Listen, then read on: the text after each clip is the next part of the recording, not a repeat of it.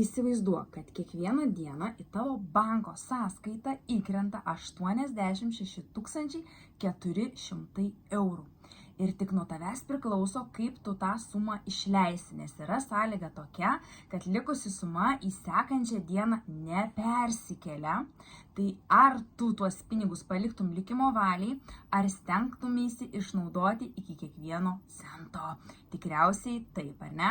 Lygiai taip pat ir į tavo gyvenimo sąskaitą kiekvieną rytą įkrenta 86 400 sekundžių. Ir tik nuo tavęs priklauso, kaip tu tą laiką panaudosi, kur jį investuosi, ar tiesiog išvaistysi.